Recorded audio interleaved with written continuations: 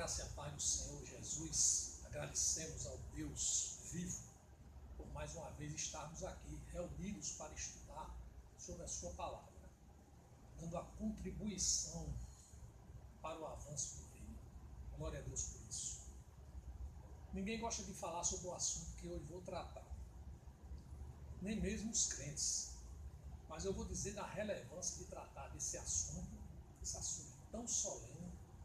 Eu não sei se você alguma vez já se perguntou sobre isso. Se não, agora necessariamente você vai ter que refletir sobre ele, como eu tenho refletido muito sobre esse aspecto relevante que vem da palavra do Senhor. Então o tema de hoje vai ser uma pergunta. Você vai para o inferno? A gente sabe que a questão do céu e do inferno não deve encontrar controvérsias no meio dos crentes, ou seja, sobre a sua existência, porque nós sabemos da existência do céu e do inferno através da palavra do Senhor. Todavia, falar sobre o inferno é mais do que querer simplesmente assustar, amedrontar as pessoas, ou mesmo fazê-las sofrer. Afinal, o inferno, muita gente possa nem acreditar nisso, o inferno é uma realidade. O inferno é uma realidade. No mundo jurídico se diz que uma lei não contém palavras inúteis. No mundo sobrenatural de Deus, eu posso assegurar, nesse mundo espiritual, que não existe palavra sem importância, sem sentido na Bíblia. Tudo que aqui está na Bíblia, neste livro sagrado, tem muito sentido. Falar do inferno, por incrível que pareça, é uma das provas de amor mais manifestas, mais expressivas que um crente pode conceder a um irmão ou mesmo a um irmão. Então quero começar com uma afirmação tenebrosa. Para você ir para a eternidade no inferno, não é preciso fazer absolutamente nada. Basta seguir a sua vida tal qual como ela é. Simplesmente isso. Sabemos que nascemos pecadores e morreremos na existência como pecadores. Duas coisas importantes no conhecimento da palavra de Deus, conforme já acentuei: saber sobre o reino dos céus e saber sobre a realidade do inferno. No próximo ano de 2019, se Deus quiser, nós falaremos mais do reino dos céus. Nós sabemos que na Bíblia aparece essa expressão céu, tanto no singular como no plural, em torno de 700 vezes. Não preciso dizer da magnitude que é falar sobre o reino dos céus. Mas hoje, nesta quarta-feira, neste dia 5 de novembro de 2018, aqui às 15 para meio-dia, nós vamos estudar um pouco sobre a doutrina do inferno. Na próxima semana, se Deus quiser, nós encerraremos, porque também o Ministério Mateus 18:20, glória a Deus, o Ministério Mateus 18:20, na próxima semana teremos o último encontro aqui neste lugar, para a honra e glória do santo nome. Aleluia. Então, irmãos, estou falando exatamente aqui sobre a doutrina do inferno. Aquela doutrina escatológica que as pessoas querem fugir dela, mas que na realidade nós não podemos nos ausentar de uma realidade do sobrenatural, do que é ensinado na palavra santa. Essa que é a verdade. Eu disse que do reino do céu nós vamos falar para o ano e muitas vezes. Aleluia por isso. Mas nesses 2 últimos encontros, nós pretendemos estudar, para a honra e glória do santo nome de Deus, sobre o inferno. Então, eu fiz aqui uma sinopse de estudo e dividi assim em 6 porções. Nós fizemos a introdução da necessidade desse estudo, e nós vamos falar agora sobre o que é. Claro que tudo isso aqui vai ser feito entre aspas, né, a toque de caixa, no sentido de dizer que não podemos, claro, exaurir, assambarcar todo o conteúdo, né, que reveste essa doutrina, a profundidade dela, mesmo porque não teríamos tempo para isso, teríamos capacidade, né, se o Espírito Santo assim, né, nos concedesse, porque tudo que o homem de Deus fala é pelo Espírito Santo, através do Espírito Santo.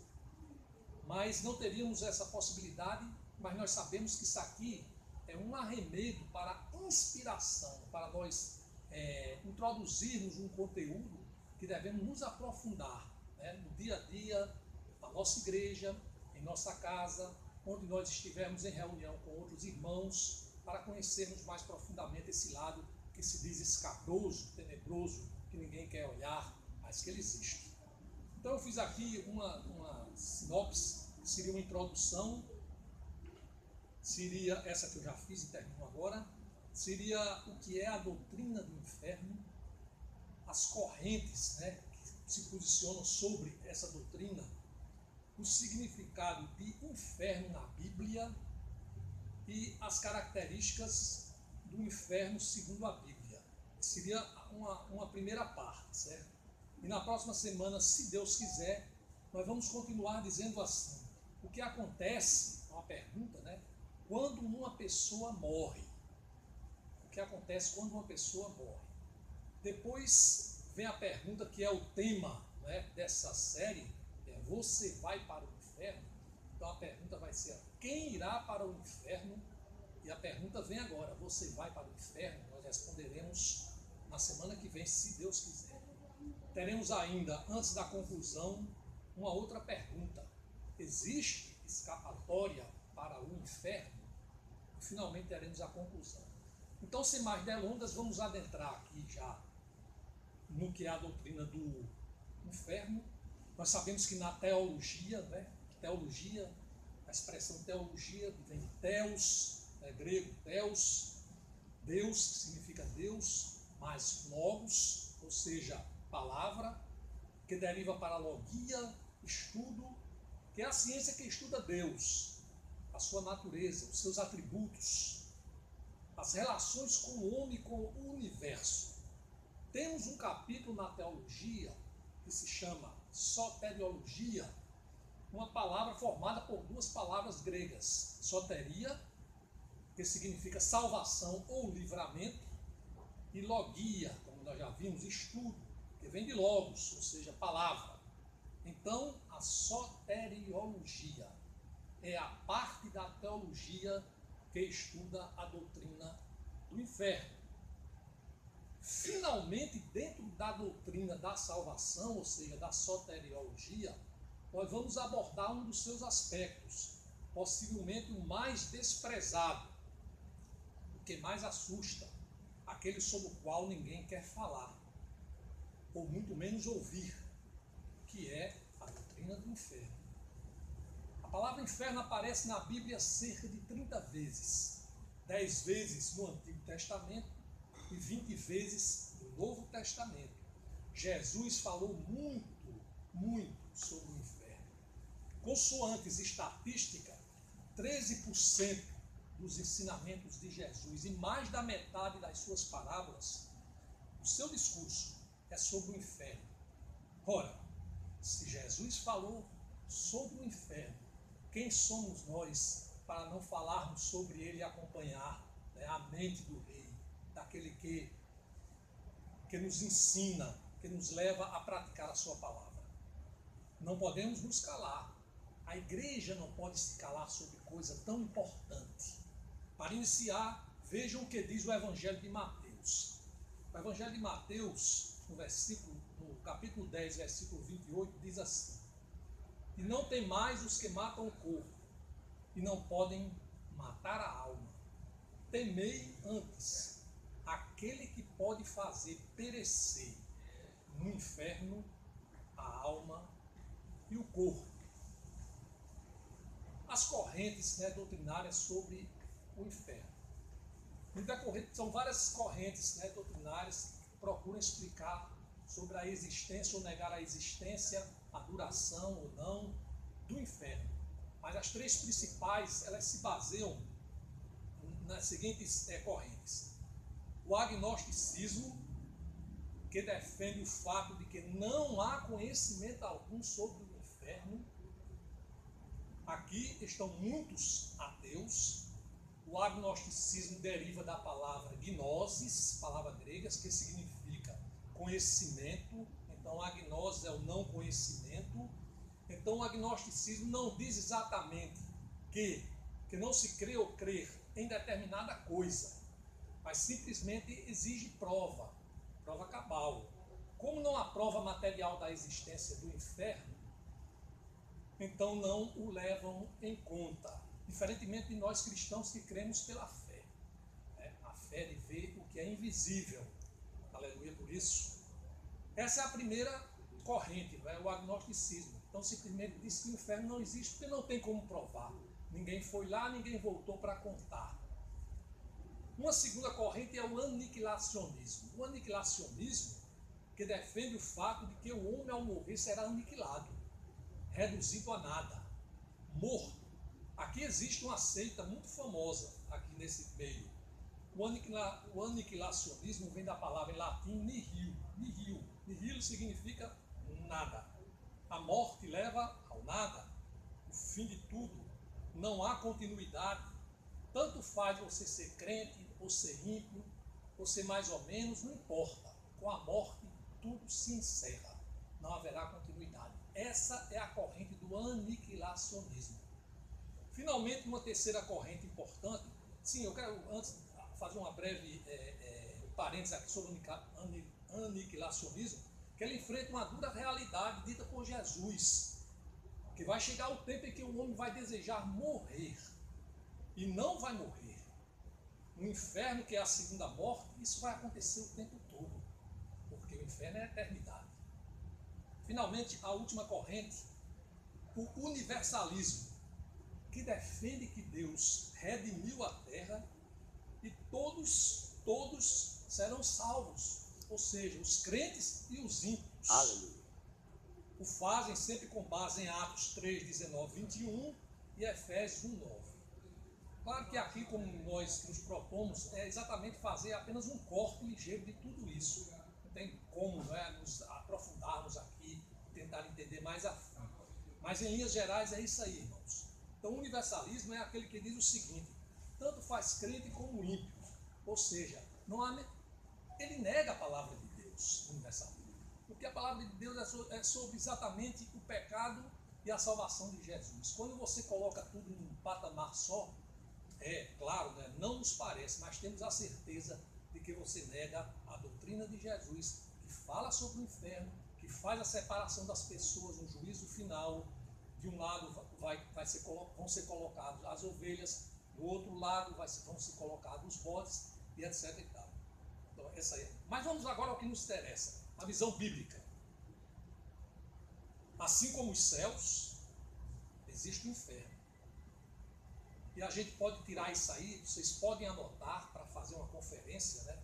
Mateus 5, 22, Mateus 29, 30, 7, 19, 8, capítulo 8, versículo 12, 13, 40 a 45, Marcos, Evangelho de Marcos, capítulo 2, versículo 42 a 48, na parábola dos talentos, na parábola das bodas. Então aí você pode verificar, né, a existência do inferno na palavra do Senhor. Vamos agora saber o significado do inferno exatamente na Bíblia. A Bíblia ela fala do inferno através de 4 palavras. Isso é outra questão muito ampla, mas vamos aqui passar apenas para dar um conhecimento, né, aos irmãos. Nós encontramos 4 palavras. Sheol, é uma palavra utilizada no Antigo Testamento. Nós vamos encontrar a palavra Hades, H-A-D-E-S, essa aí já no Novo Testamento, que tem o mesmo sentido do Sheol no Antigo Testamento, que significa sepultura, lugar do morto, certo? É isso aí. Vamos encontrar também a palavra Tártaros, a palavra Tártaros, que aparece apenas uma vez só na Bíblia, que significa abismo ou prisão dos demônios até o dia do juízo. Isso aí a gente vai encontrar na carta, segunda carta de Pedro, capítulo 2, versículo 4. E finalmente nós vamos encontrar a palavra Gehenna. Gehenna. Essa é a palavra mais forte que designa o inferno. E vamos entendê-la, essa palavra, a partir do Vale do Inom. A palavra grega original traduzida inferno em Marcos 9,47 veja bem, Gehenna. Essa palavra vem do hebraico Ge-Inom, Gehenna, que significa Vale de Inom. O que é o Vale de Inom? O Vale de Inom é o local onde Manassés queimava os seus filhos, onde se sacrificavam as crianças, no Antigo Testamento. E também erigiu lá o deus Moloque, é onde eles faziam a adoração a esse deus. Esse é o Vale do Inom. É um vale exatamente catastrófico. E, coisa bem interessante, o profeta Jeremias, no capítulo 7, 30 a 34, ele fala do Vale do Inom como o Vale da Matança. Você vai conferir lá, no capítulo 7, versículo 30 a 34.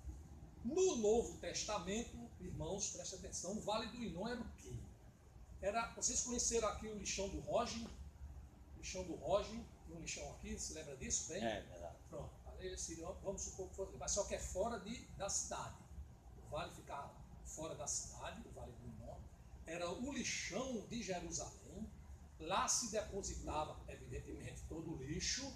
E esse lixo era formado de tudo que se possa imaginar.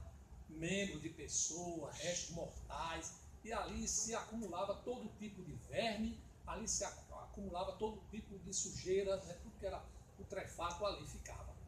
E o objetivo era incinerar todo o lixo. Para quê? Para dizimar, né? Dizimar a podridão, dizimar o que estava ali, diminuir o tamanho também, incinerava. Então o fogo nunca apagava, que queimava de tudo. Por isso Jesus apontou para o Vale do Inom para dizer o que era o inferno, onde não lhes morre o verme. O verme não morre, nem o fogo se apaga. Marcos 9,48. E aí nós vamos verificar aí uma das características desse lugar do inferno, aí no caso, conceituado por Jesus. Irmãos, o horário exauriu, certo? Nós pretendemos ainda falar das características do inferno segundo a Bíblia para terminar essa primeira parte do estudo, mas Deus não quer hoje assim, então nós vamos obedecer ao Senhor, que nós devemos fazer, e vamos transportar isso, se Deus quiser, para a próxima semana. Aí nós faremos uma finalização, né, das características, o que acontece quando uma pessoa morre, quem irá para o inferno, você irá, eu irei para o inferno, existe escapatória do inferno, e uma conclusão para a honra e glória do Senhor. Obrigado, irmãos, por esse momento, obrigado por essa oportunidade. Agradecemos a Deus, ao Senhor, por nos trazer, pelo Teu Espírito, aleluia, Senhor, a possibilidade de aqui, em pequenas gotas, Senhor, trazer o Seu Evangelho Santo, que compreende toda a palavra, não apenas a palavra que nós queremos ouvir, apenas a palavra que nós selecionamos para o nosso próprio deleite, mas ouvir tudo que vem de Ti, Senhor. E na realidade, no final de tudo, tudo será mesmo para o nosso deleite, porque as coisas que são, ao nosso ver, a nossa lógica, coisas que são más, coisas que nos afetam, né, afeta a nossa psicologia, afeta a nossa inteireza, integralidade, no sentido de que ficamos com temor, etc. e tal. Ao contrário, ela é como aquele filho, né, que é educado pelo pai. No primeiro momento o filho fica com raiva. Eu me lembro que muitas vezes eu tive raiva do meu pai, porque ele dizia algumas coisas que naquela minha consciência eu refutava, eu não achava certo, eu achava que a justiça dele estava errada, a minha que era certa. Hoje eu agradeço ao meu pai por ter mostrado tantas coisas que hoje eu digo, ele tinha razão. Então é isso aí, irmãos. Fica aqui a palavra de inspiração, e agradecendo a Deus por isso. Aleluia. Em nome de Jesus. Se Deus quiser, em nome de Jesus. Amém. Amém.